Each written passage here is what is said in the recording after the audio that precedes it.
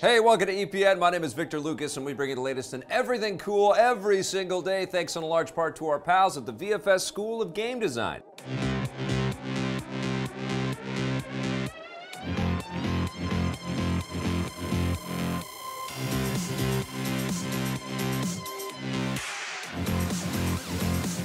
Thank you so much, Vancouver Film School. Today's rundown is dedicated to Callie and her friends, who says, awesome video, you have an awesome channel, keep up the great work. Thank you, Callie, and all of your friends. This rundown's all yours. Nintendo has given Switch owners a cool new classic controller, but didn't tell anyone about it.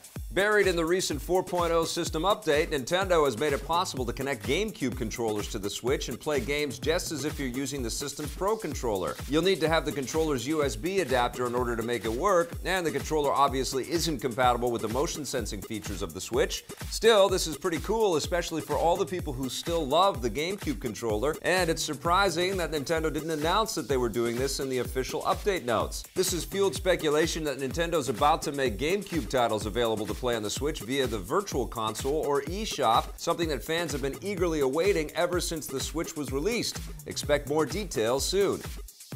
We've probably seen the last of Hugh Jackman as Wolverine, but that doesn't mean we can't sink our claws into another adamantium-reinforced hero.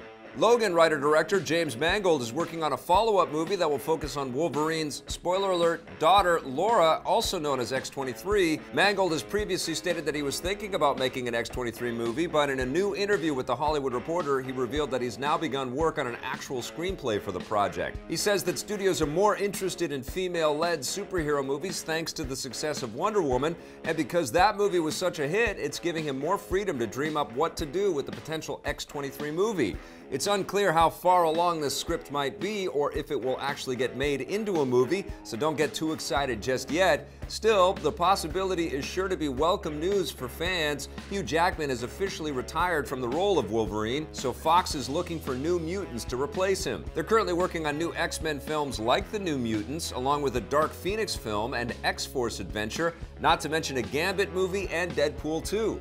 An X23 movie would fit easily into this list, and the character herself would feel right at home as part of a larger mutant ensemble. Over in the DC movie universe, it looks like the Justice League movie will be over in a flash. The runtime for DC's new superhero ensemble has come in, and it might be a lot shorter than you're expecting. The film clocks in at less than 2 hours without the credits, and just over 2 hours with the credits. This makes it the shortest movie in the new DC cinematic universe by far. For comparison, last year's Batman vs. Superman was more than 2.5 hours long, and the director's cut was more than 3 hours. This once again indicates that DC and Warner Brothers are taking a new direction with the movie. There have already been reports that the film has been retooled multiple times to make it less dark and more energetic, something that a shorter runtime seems to back up. All this retooling has some of us worried, though. Early cuts of the movie were reportedly much longer, so hopefully the final product doesn't feel like a jumbled mess. I'm looking at you, Suicide Squad. We'll get to find out if Justice League does the franchise justice when it hits theaters next month. It's your signal. That means we have to go now. Yeah, that's what that means. In other DC news, NetherRealm Studios has announced that their fighting game Injustice 2 is coming to the PC. The port will include all the content that's been released for the PS4 and Xbox One versions, and because it's on the PC, it should look better than ever. No release date has been named, although publisher Warner Brothers Interactive Entertainment will be kicking off an open beta test tomorrow. Expect the final version before the end of the year. You're getting struck by black lightning. After Transformers and the Teenage Mutant Ninja Turtles, it looks like Michael Bay is about to blow up another beloved children's franchise. The famed action movie maker is producing a live-action movie based on the animated series Dora the Explorer. Yeah, you heard that right. According to The Hollywood Reporter, Michael Bay and his Platinum Dunes production label are developing a live-action Dora the Explorer movie with the Muppets co-writer Nick Stoller working on the screenplay. This won't be a straight-up adaptation of the cartoon, which focuses on a 7-year-old girl who embarks on educational adventures inside a fantastical jungle. The movie will instead revolve around a teenaged version of Dora, who now lives in a big city with her cousin Diego. You can bet that other characters like the anthropomorphic monkey Boots, Dora's talking backpack, and the thieving orange fox Swiper will appear as well. Dora and her friends have already appeared in different kinds of adaptations, so I suppose this new premise could work as a live-action movie, but many are understandably worried about what Michael Bay's involvement might mean. He doesn't exactly have the best track record, especially with his more recent movies, and a franchise like Dora is obviously way outside of his wheelhouse. Hopefully he keeps the mindless explosions, overt sexual objectification, and racial stereotyping to a minimum. I want to go shopping. Unfortunately, even if we told him not to do it 3 times in a row, it probably wouldn't help. Vamos! It's official, we have seen the last dimension from LEGO Dimensions. The Toys to Life game is no more. Warner Bros. Interactive Entertainment has announced that they've canceled their plans for the title, confirming the rumors that first surfaced last week. The game was originally supposed to keep getting new sets and in-game content for at least another year, but Warner Bros. And developer TT Games have confirmed that they won't be making any new sets or expansions beyond what's already available. Existing content will still work, and the publisher will continue to provide customer support and keep the servers online, but no matter how you slice it, this means the franchise is essentially dead. This is just the latest blow for the Toys to Life genre. Last year, Disney abruptly canceled the Disney Infinity series, and Activision doesn't have a new Skylanders game coming this year. Ubisoft is hoping to turn things around with their own Toys to Life game, Starlink Battle for Atlas, which arrives next year. Hopefully, they'll have better luck. Recent behind-the-scenes drama hasn't been able to kill off the Hitman franchise.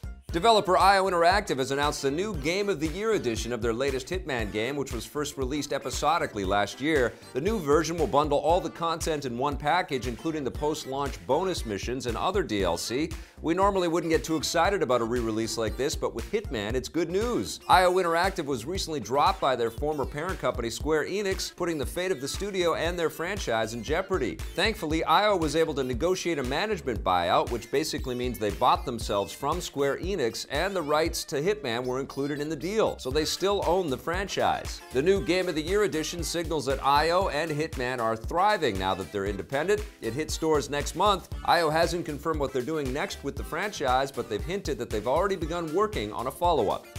You won't be able to join forces with your friends to rid America of Nazis, at least not in a video game.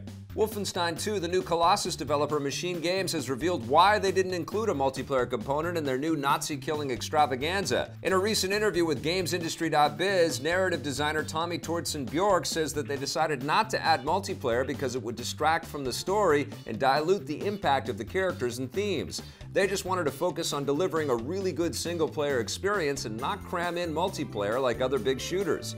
This seems to be in contrast to what other developers are doing. Many games, especially shooters, have online components because they make players more likely to keep coming back, and it's also easier for publishers to squeeze more money out of the game with microtransactions and loot boxes. It's good to know that Wolfenstein 2 won't be doing this and will stay focused on a singular objective. Not having multiplayer is also a good way to avoid controversy. The game takes place in a version of the US that has been overrun with Nazis, so any team-based multiplayer would presumably see one side take the role of the American Nazis, which might not be the best idea given recent real-world events. Wolfenstein 2, the new Colossus, deploys this Friday.